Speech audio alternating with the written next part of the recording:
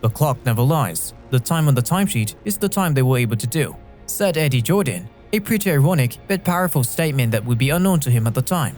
Eventually summarizes the experience of his team, Jordan Grand Prix, over the years, encompassing their stunning rise to the top of the F1 and the steep descent almost immediately after. The years between 1991 and 2005 saw Jordan Grand Prix, a Formula One constructor with Irish registration, participate in 250 races and claim 4 victories. The Jordan Grand Prix holds significance for giving a number of drivers their professional debuts who went on to have successful F1 and other motor racing careers, with names like 7-time world champion Michael Schumacher, champion of championship auto racing teams or karts Alex Zanardi, and Indy 500 winner Takuma Sato, in addition to Rubens Barrichello, Eddie Irvine, and Ralf Schumacher. It's no wonder they were a popular team at the height of their powers. Established by Eddie Jordan initially as an F3 team in the 1980s, the team achieved a reasonable amount of success with an average budget. Following a 1-2 triumph in the 1998 Belgian Grand Prix, Jordan had their best season in 1999, finishing third in both championships and climbing 2 wins thanks to Heinz-Harald Frentzen. How did Eddie Jordan and his team end up in Formula One? To know this, we have to start from the very beginning, with the man and the legend himself, Eddie Jordan. But before we start, I would like you to smash that subscribe button and hit the notification bell to get your instant notification on our next video. Now let's begin.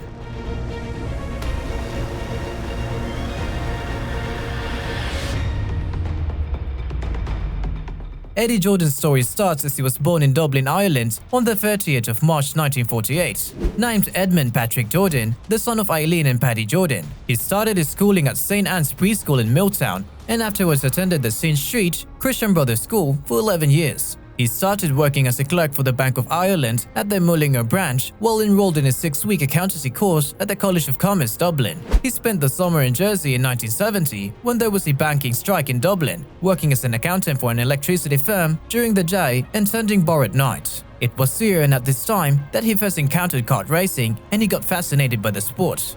Later, he would participate in his first informal races at St. Brelit's Bay. Jordan later acquired a kart and started competing after arriving in Dublin. In 1971, he competed in and won the Irish Kart Championship. This was a great achievement as he was just a rookie who until a few years prior had known very little about kart racing. Jordan advanced to Formula Ford in 1974, won the Irish Formula Ford Championship in 1975, and then switched to Formula 3. It seemed as though his streak would continue until tragedy struck. Eddie Jordan was involved in a crash at Mallory Park which resulted in him breaking his left leg. Jordan was unfortunately forced to miss the 1976 season. He however made a full recovery and resumed his career switching to Formula Atlantic. In bounce-back fashion, he took 3 victories in 1977 and won the Irish Formula Atlantic Championship in 1978. A while later under the name Team Ireland, Jordan alongside Stefan Johansson competed in British Formula 3 in 1979, with Jordan also participating in one Formula 2 race and some McLaren testing during that year. With his success as a professional racer, anyone would have expected Eddie Jordan to continue on with his budding racing career. However, Jordan had other ideas which we will soon find out brought to him to the peak of Formula 1. Though this time, not as a driver. Let's go. Short on funds at the end of the 1979, Jordan established his first team, Eddie Jordan Racing, which competed in a number of events in and around Great Britain in 1981 with drivers David Leslie and David Sears. James Weaver served as his main driver in 1982 and in 1983. We even competed once more in European F3. Jordan then hired Martin Brundle, who came in second to the legendary Ayrton Senna in British F3. The squad hired Johnny Herbert in 1987 and he went on to win the British Formula 3 Championship. Jordan established Jordan Grand Prix with Gary Anderson as his chief designer. The team soon earned respect and occasionally went above and beyond during the season, outperforming most teams. In the first season for the team, Jordan provided Michael Schumacher his Formula 1 debut. Schumacher left the team after one race and joined rivals Benetton. For the 1992 season, the team was compelled to use Yamaha engines since they were less expensive. The squad battled miserably and didn't get a point until the final race of the season, while Mauricio Gugelmin and Stefano Modena were operating the engines. Further adjustments were made in 1993 when Hart was chosen as the team's new engine supplier. Ivan Capelli and Rubens Barrichello, a rookie from Brazil, were the 2 new drivers for the season's opening race. In this season, Barrichello had 5 new drivers join his squad after Capelli departed after just 2 races. With 3 points, Jordan only made a marginal improvement. When Barrichello was joined by Eddie Irvine, a former Jordan driver competing in F3000, stability was starting to emerge at the end of the season. Irvine came in at 6th that season. In 1995, we saw Jordan convert to Peugeot power. That year, Barrichello and Irvine both finished on the podium of the Canadian Grand Prix, taking 2nd and 3rd place, respectively.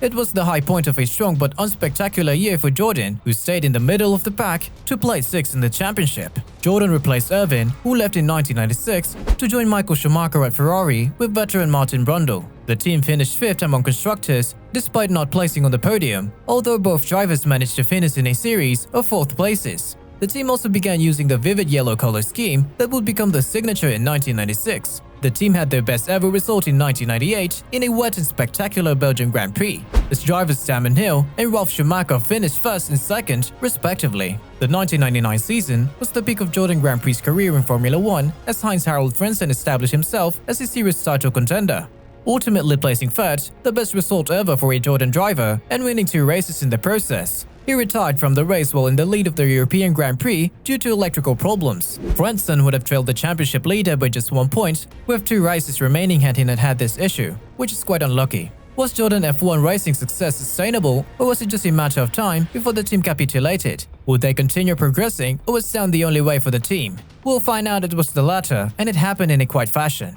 Let's continue. The team's downfall started when Jordan was obliged to convert to pricey Cosworth engines in 2002. After losing a Honda engine partnership arrangement to the Bar team in 2002 and experiencing various issues within the team, including a highly public argument and the firing of Frentzen before his home in GP in 2001. The financial burden was also aggravated by the reduction of funding from Benson & Hedges and the sponsorship withdrawal of DHL. These conditions led the team to inevitably become worse over time, with Giancarlo Fisichella driving for Jordan, managing to pull off an unlikely victory in Brazil 2003, being the last Formula 1 triumph for the Jordan team. Jordan's rapid decline from 3rd in the constructors in 1999 was out of control at this point. Jordan was in big difficulty in 2004, despite getting new support from Trust Computers, the acquisition of Quick, Nick Heidfeld, and a promising young rookie named Timo Glock. Jordan kept full control of his team until 2004 and may have prevented the squad from reaching greater heights of success by turning off rumors of buyout offers, particularly those from Peugeot and Honda.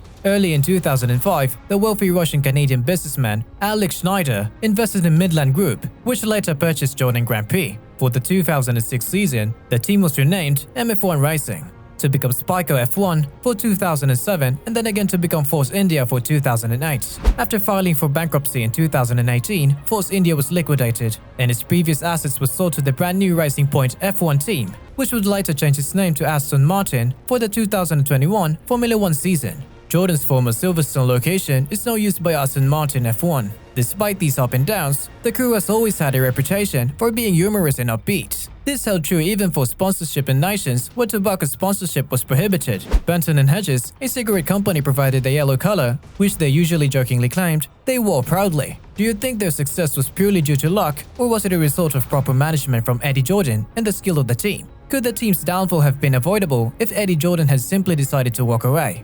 Or was Jordan F1's fall unavoidable due to the combination of unfortunate circumstances that befell them?